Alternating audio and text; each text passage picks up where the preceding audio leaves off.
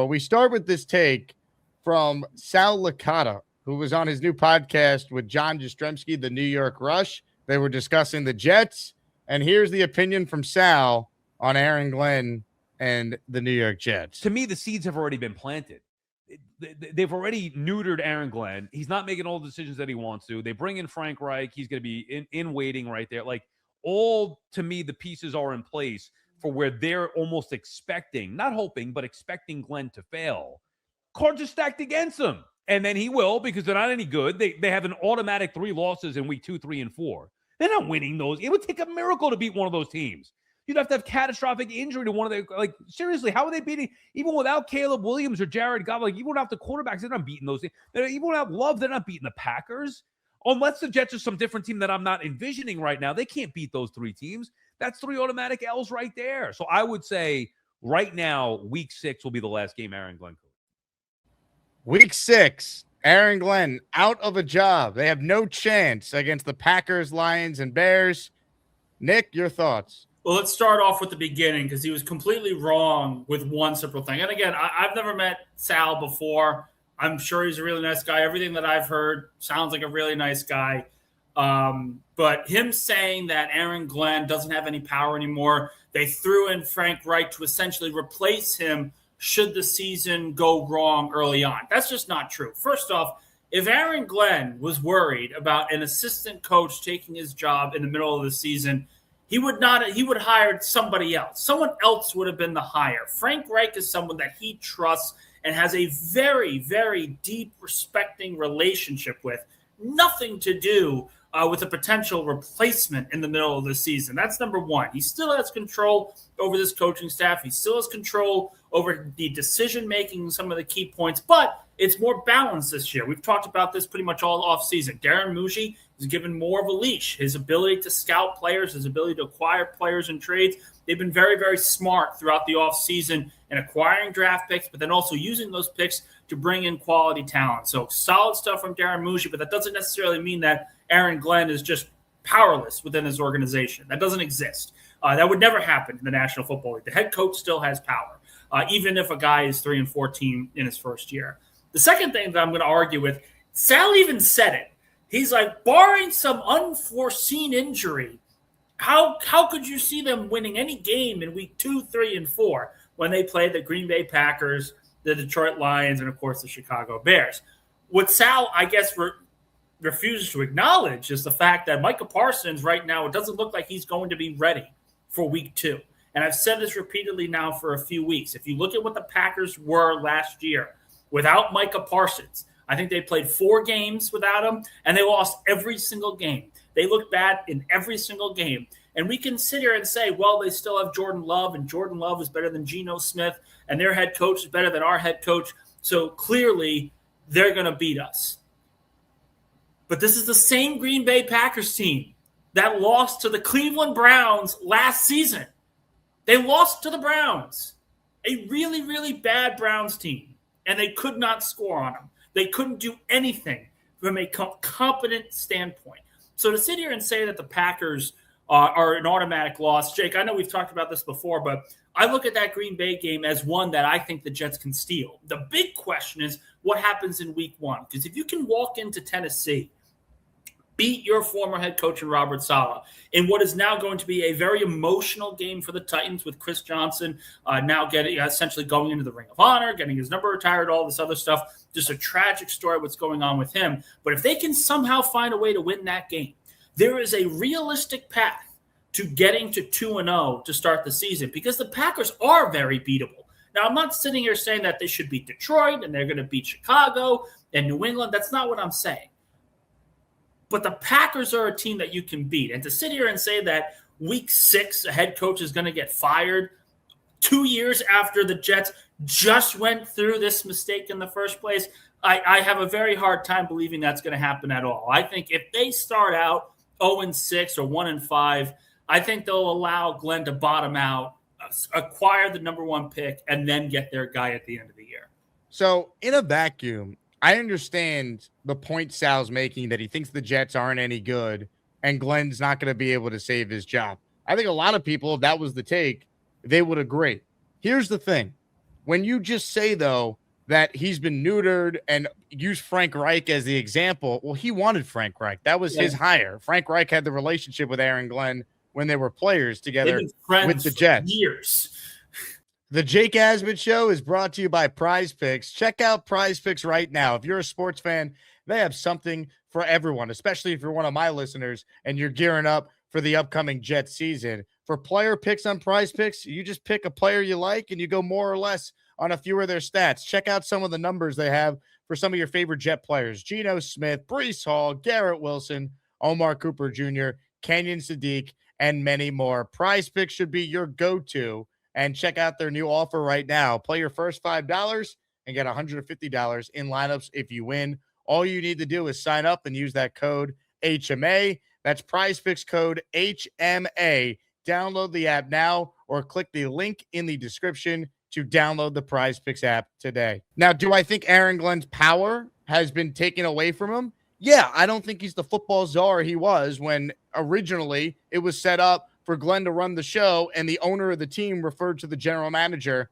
as the head coach's sidekick. I do think things have dramatically changed in the dynamics of the organization. I think they're on way more of an even playing field, or even Muji could be here and Glenn could be gone if they don't win enough games this year. I think that has certainly changed year over year.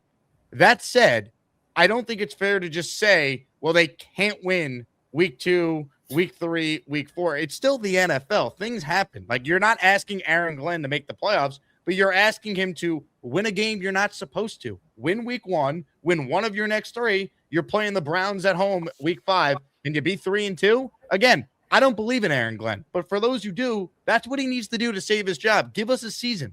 Be relevant. Go into Chicago or Detroit where no one's going to pick you and steal a victory. That's what you have to do. The Jets with Robert Saleh were not supposed to be good that second year. They started 6-3 with Zach Wilson and Joe Flacco playing quarterback for them. Like, you have to win games you're not supposed to. And Glenn got to rehire his coaching staff. He has an upgrade at quarterback now in Geno. I think Aaron Glenn has enough around him to prove whether or not he can coach. I don't think he's been totally neutered. I think Muji has more say, and I think Woody definitely intervenes with the defensive coordinator debacle. But you know what, Glenn, you're making $12 million a year. Go coordinate the defense. You said it's your superpower. So I understand what Sal's trying to say, but to just say he's out by week 6, I don't know if Woody would even fire him if they started 0-5. At that point, just let Aaron Glenn finish the year. He's your weapon to getting to the promised land, getting the number 1 pick. They didn't fire Gase at 0-13. What's the point of firing Glenn at that point? To make Frank Reich the head coach for a third time? Who cares? He's not going to be the head coach a year from now. If Aaron Glenn and the Jets can't figure it out this year, they're going to have a brand new search, and Muji's going to pick his coach, and he's not picking Frank Reich to be his head coach. So I don't agree with Sal that it's set up for Glenn to fail and for Reich to take over. That's where he loses me. I think Frank Reich's here for a year with Glenn, and if Aaron Glenn can't figure it out, they're going to have a brand new coaching staff a year from now. Well, that's kind of where I've said it's a win-win scenario for Jet fans. And again, it's hard to fathom because it would essentially mean that you have to be okay with a 16th straight year without the playoffs, 11 straight years without an above 500 record. But you bottom out, you get the top pick. You're going to get the quarterback of your choice with the top pick in a loaded draft class, is based on what every scout has said. If you win, if you're competitive, all of a sudden you have something to build off of. You have a foundation to build off of. So I don't adhere to this point that, even if it's Glenn, like him losing power to me is not necessarily a bad thing, because I think you look at a lot of these organizations right now in the National Football League, the really, really good organizations. They've got a GM that does his job. They've got a head coach who does theirs. The Kansas City Chiefs are a perfect example. Andy Reid, when he was a younger coach, was not only the head coach, he was the vice president of football operations. He made every roster decision, every decision in trades, every decision in signing, the salary cap. It was all based on him. And he ran himself dry. In Kansas City, he learned, okay, it's time to delegate. I'm a little older. I want a couple rings. Let me trust the executives to do their job, and I'll coach these guys up. Darren Muji has presented him with a very good roster. I think it's a solid roster, something that you can look at and say, They can win some games. They can be competitive against some of the better teams in the league. The defensive line's improved. The secondary's improved. The receiving core is going to be really exciting to watch. There are things on this team that you look at and say, all right, we got something here. But now it's up to Aaron Glenn to take all those pieces and build a winning formula going forward. Totally agree. And here's the other thing. Sal might be right that the Jets are awful and they lose week 1. They lose those 3 games, week 2, week 3, week 4. And then if they lost to the Browns and they're 0-5. I don't know if Woody Johnson would want to fire Glenn at that point because he got so much pushback, and rightfully so. Firing Saleh 5 games in was a disaster. We saw what happened afterwards. We thought Ulbrich was more ready than he was. He clearly wasn't. So you fire Saleh and you get all the you-know-what for that. I don't know if Woody wants to deal with that again, especially if you're firing Glenn, who's a franchise legend, who Woody went out of his way to hire and stuck with when many people rightfully said that he easily could have been fired last year for how bad it looked in his first year. He could have been one and done like many others have for, throughout NFL history. I don't know what he wants to go through that. I think it might just make sense to let him finish out the full year. Then you could say you gave him 2 full years. You easily move on. No one could say, oh, you don't want to work for Woody. He doesn't give his coaches time. That wouldn't be true. He gave Gase 2 years. He would have given Glenn 2 years. Saleh was in his 4th year. Rex was here for 6. Bowles got 4. Like, you wouldn't be able to say that. You'd be able to hire a top-of-the-line coach, and I don't think that'd be like a knock on Woody. Oh, you can't work for Woody. He won't give you time. No, he'll give you time, but if Aaron Glenn goes out there and wins 3 his first year and then only wins 4 his second year and has 7 wins through 2 years, you're going to get fired for that. And every owner, not just the bad ones, would do that decision as well, make that same decision. We also have to remember, people look back at the Robert Saleh decision, firing him, what were they, 2 and 3 at that point. 2 different demarcation points here, right? We're looking at this Jets team as a team that should improve, that has talent. The expectation is they're going to be better than last season. But last year was a disaster. They only won 3 games.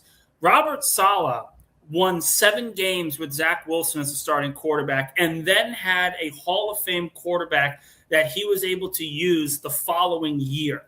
The expectations, fair or not, were sky high for those Jets teams in 2023 and 2024. They did not meet those expectations. Now, in 2023, obviously, the injury happened, and that's what really derailed it. But in 2024, the expectations were here, and Robert Saleh's team was playing here. And Woody Johnson, I think, in a fair mindset, said, we need something. We can't just be 9-8. We can't be 8-9. It's either go big or go home. I'll make the change at coach. We'll see if that can light a spark in the rest of the roster. It didn't work out. So he restarts again. They retooled. They rebuilt the roster. They have a plethora of draft picks, a plethora of salary cap space. They're in a position in year 2 of this quasi-rebuild to be just as good, if not better, than they were in 2023 from a talent perspective. Obviously, the questions at quarterback are still going to be there. But there's a clear distinction between firing Robert Saleh 5 games into a season that was playoffs or bust and firing Aaron Glenn in the middle of the season of a year where we think they'll be better. But we just don't know at this point. We haven't seen them on the practice field. Look, the bottom line is it's clear Glenn needs to win games, but I'm not convinced that it's just going to be so bad that Woody is going to want to pull the plug. And I don't think hiring Frank Reich. Yeah, again, I don't think hiring Frank Reich is an indication that they're preparing for Glenn to fail. Like Sal used the term like it's set up for him to fail and they expect him to fail. I disagree with that. I think they wanted to work with Glenn. I think they genuinely like Aaron Glenn. I think Muji likes Aaron Glenn, but I think Muji's not a dumbass and he realizes, hey, I got to make sure that I put myself in position to set this franchise up for success with or without Aaron Glenn. The same way Joe Douglas, who was brought in by Adam Gase, understood I got to set my ass up for success by getting rid of this guy and hiring my coach, which he eventually got the chance to do. Les Snead building a roster. Then he brings in Sean McVay. That team's going to still be good if Sean McVay retires tomorrow. Howie Roseman building the Eagles. If they fire Nick Sirianni tomorrow, they're going to have a plug-and-play coach that should be able to keep that team afloat. There's GMs that are going to do their job and do their job well. That's what Darren Muji has done. And listen, about Aaron Glenn, he's still well-respected in NFL league circles. People have questions about his ability to be a head coach because of how bad that first year was, but he is very well-respected. He's a well-respected mind. He's a well-respected leader. He is someone that the players want to play for. Think of this, guys. Garrett Wilson, at the end of the Robert Saleh tenure, people were worried that he was going to ask out of a trade if Aaron Rodgers was brought back at quarterback. There were questions that he would not want to return if this team kept losing. And they were just as bad, if not worse, than any other year that he had been a part of. And now you look and say, okay, well, listen, he has every reason to go out and say, I don't want to play here anymore. I want to play for a contender. I'm sick of this. But he wants to play for Aaron Glenn. These leaders on the team want to play for Aaron Glenn. That may not mean anything by the time the regular season starts, but it does show that he has some moxie when it comes to being a head coach in getting his team willing to fight for him. That's the first step. The second and third step, of course, is actually preparing them to actually win football games and winning football games in key moments. That's that next part that Glenn's got to get down. But again, he's a well-respected guy among league circles. I'm not going to sit here and say that we know he's going to be a great coach. The jury's still out. But to sit here and say that Glenn is it's a target on his back and Frank Reich was brought in essentially to replace him, it's not true because he needed a guy that he could trust to run the offense, and Frank Reich is at the top of the list. And we'll see, because ultimately Aaron Glenn is lucky to have a job right now. When year one goes as bad as it does and you fire your entire coaching staff, only he and Hugh Jackson have ever been able to fire that many coaches and still be a head coach going into. And you don't want to be Hugh Jackson, man. You do not want to be Hugh Jackson. That is fair to say. Hey, here's the deal. Just got no chance unless you click on that like button. And you got to make sure you subscribe to the Jake Asman Show. You don't, you can get the f*** out. Now let's go, Asmaniacs. We're built for this shit.